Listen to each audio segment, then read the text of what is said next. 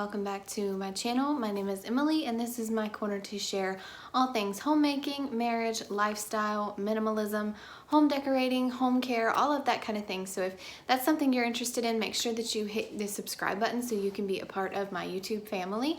And if you enjoyed this video, please leave it a big thumbs up. That always helps.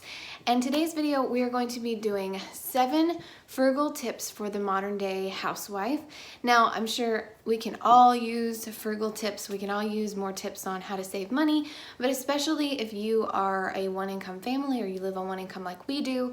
I am a homemaker and I'm fixing to be a stay-at-home mother as well. So we have one income, my husband's income. I am able to bring in just a very minimal amount of money through some side hustles that I have, but my priority, my main goal is to be a homemaker. So we have one income and we can always use more frugal tips and learn how to better save our money, how to better spend our money, just to make better use and be a better steward of what we've been given.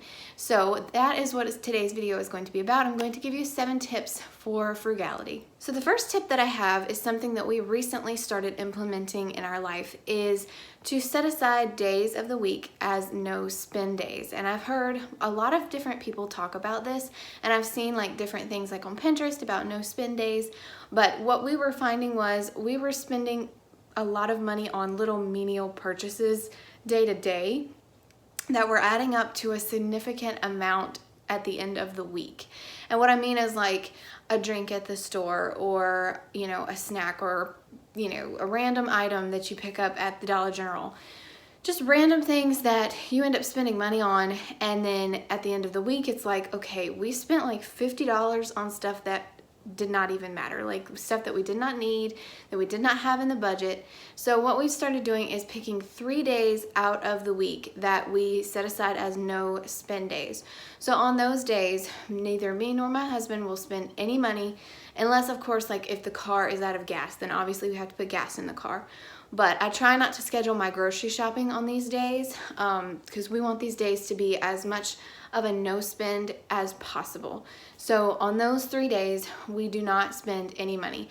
And it really has helped us save money during the week and also during the month, just setting aside days that you don't spend money. And it also makes you more conscious of what you're spending and when you spend your money. So that is my first tip, is set aside some no spend days, and you can pick a different day to do this every week. We set it up by looking at our week, so we figure out what we have going on and figure out what the best days to do a no spend day would be. So for instance, this week I did grocery shopping yesterday, so this week our no spend days are Tuesday, Wednesday, and Thursday, because on Fridays and Saturdays and Sundays, my husband gets home early on Fridays, and then the weekends he's off. So we're more likely to spend money on the weekends than we are at the beginning of the week. So that is what we've done, and that has helped us tremendously. The second tip that I have for you is to DIY a lot of your cleaning products. I know I've done a couple of videos talking about this, and I will leave the video below. I have a video with DIY cleaning product recipes, so I'll leave that link below and also above. But there is tons and tons of recipes on Pinterest and different blogs and Google for homemade DIY cleaning products that will not cost you a lot of money, and they will last you longer than a store-bought cleaning product. Plus, everybody does the non-toxic, less chemicals, less bad, yucky stuff. So that will also benefit your home as well. But for instance, I use vinegar instead of fabric softener. I have not bought fabric softener in the longest time. I just buy the biggest thing of white vinegar that I can at the grocery store. It's usually about almost $3, and it will last me for a long time. You can also use the vinegar for cleaning solutions, all-purpose sprays, for a floor cleaner. You can use vinegar for so many things. Now, if you don't like the smell of vinegar, if you use it in your cleaning products, you can dilute it with dish soap or also with essential oils, but the vinegar smell never really 100% goes away. But when you use vinegar as fabric softener, you do not smell it on your clothes whatsoever. I know when my mom actually did this when I was growing up, which is where I actually got the tip from, but when she used to do it, she at first was concerned that the clothes were going to smell like vinegar, but they do not at all, and it does the job of fabric softener, and it is so much cheaper than buying Downy or some other kind of fabric softener, plus it's non-toxic. So by making a lot of your own cleaning products or finding a lot of little cleaning hacks and things like that, you can definitely save yourself a lot of money in your household. My third tip for saving money is you can use rags and cloth napkins versus paper towels. Now, I still buy 2 rolls of paper towels for like the month because we have a dog and she occasionally will make a mess. She'll have an accident or she'll throw up in the floor, and I really don't want to use my rags to clean that up. So I will buy 2 paper towel rolls per month just so that we can have some. Sometimes, depending on how many my husband uses, we may go through more than that. But for all of my cleaning purposes, I just use old rags that I can wash and reuse. I use this for dishcloths. I use it for wiping my counters down, for cleaning my bathrooms, different ones obviously. But I use rags versus using paper towels, and that has saved me a lot of money. I also don't buy like Lysol wipes or anything like that. I just use my DIY cleaners and I use my rags. I also use not disposable, but cloth napkins, and I have found all of these at like the Salvation Army or Goodwill, places like that. You can find cloth napkins, and I have them in a basket, and that's what we use for like if we need to heat up a bagel or something. I'll put the bagel on the cloth napkin versus a paper towel and heat it up, and my husband can take it with him, and then I just rewash them. And that does save you a lot of money, plus it's a lot better for the environment. My fourth tip is something that I have really been trying to implement into my life, and I plan to implement this into our life a lot more in the new year coming, but it is to be a careful consumer.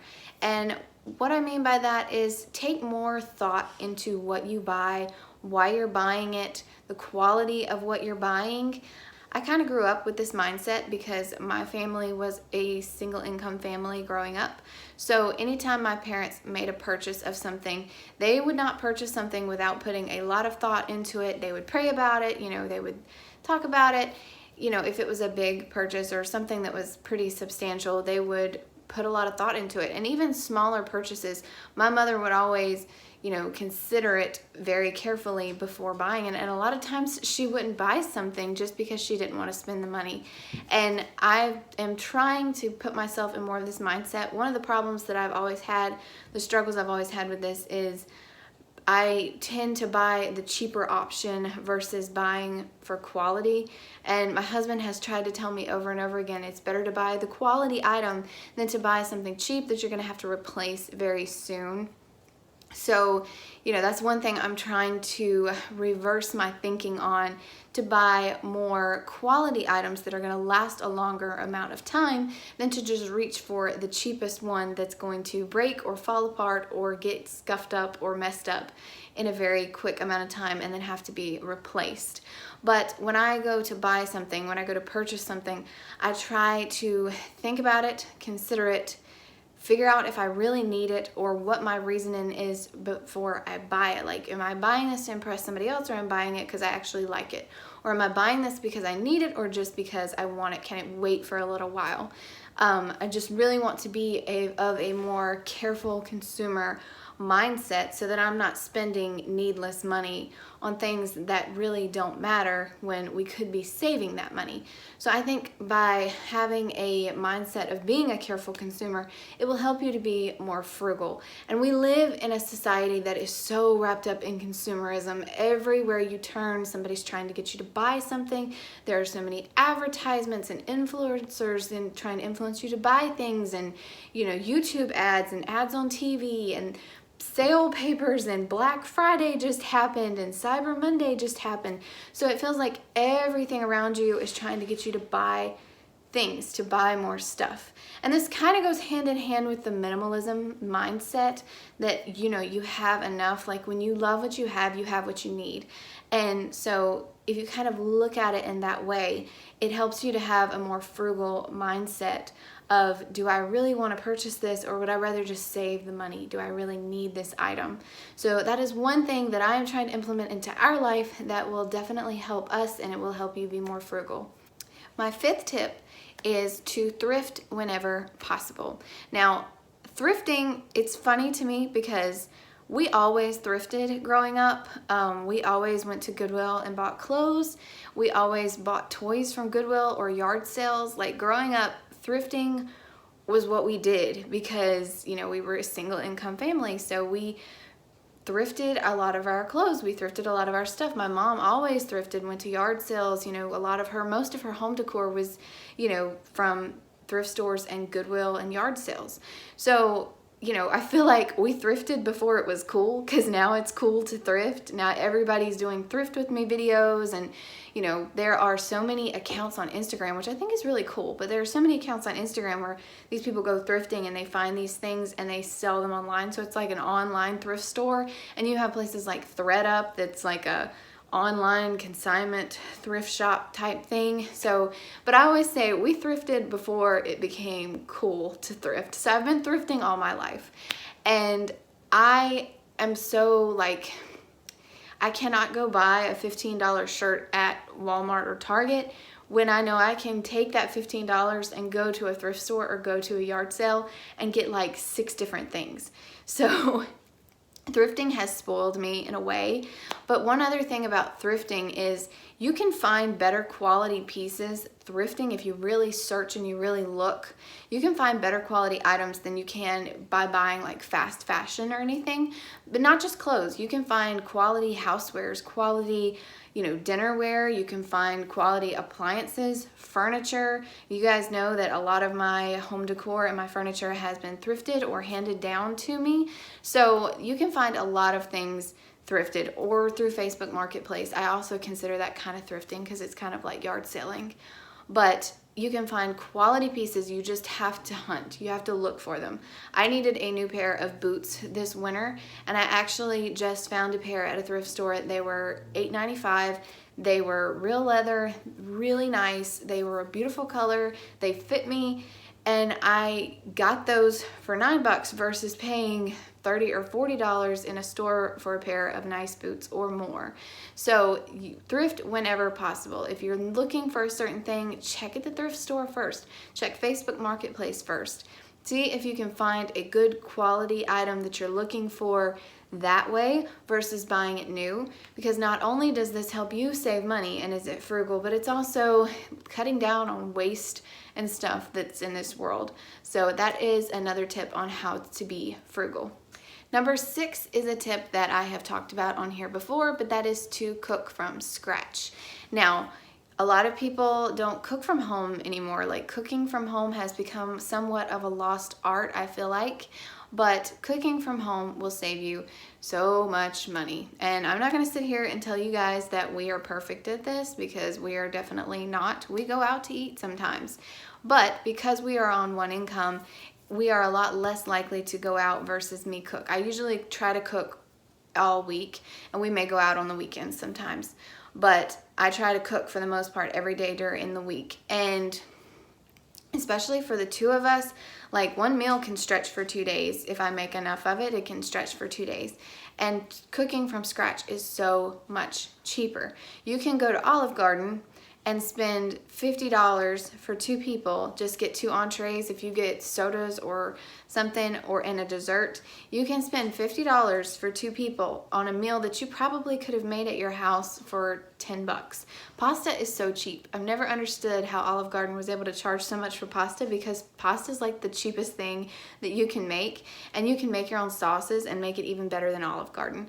So cooking from scratch will save you a lot. Also, when you're at the grocery store, don't buy prepackaged, pre-cut things like pre-cut salads or pre-cut fruit, because they're going to charge you more for the convenience of it being pre-cut versus you just buying a pineapple and cutting it up and putting it in a container yourself.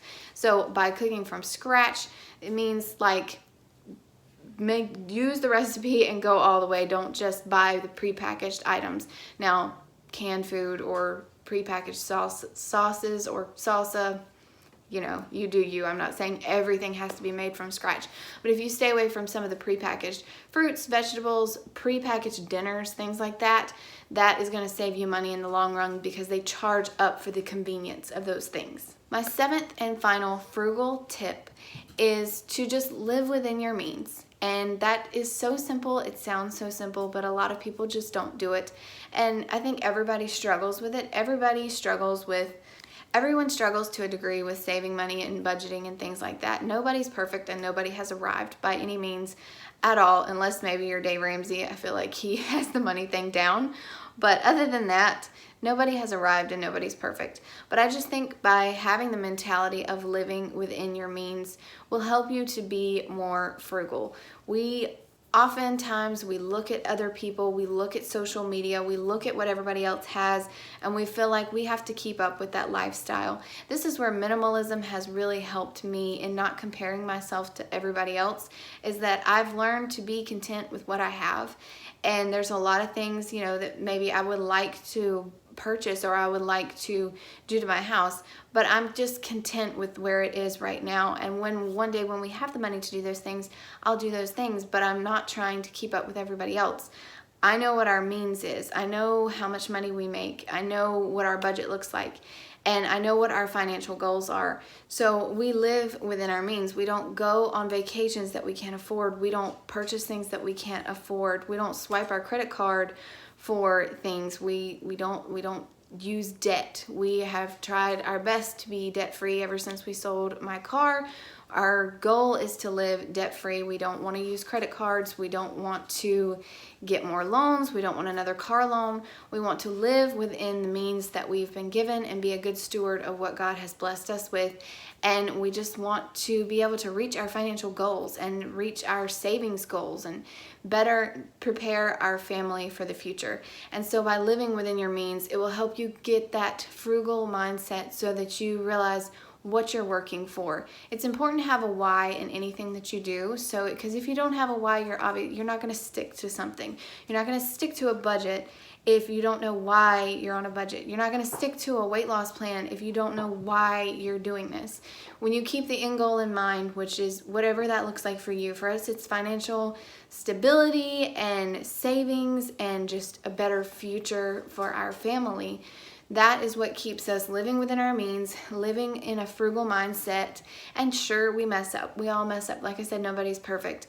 But if you keep it in the back of your head what your goal is and what your purpose is in doing this, it will help you to better live within your means and live in a frugal mindset. So I hope you guys enjoyed these tips. If you have any tips of your own, be sure to leave them down below in the comments and share them with the community. Like I said, make sure you give this video a thumbs up if you enjoyed it, and make sure that you're subscribed before you leave this video. And I will see you guys in my next one. Bye.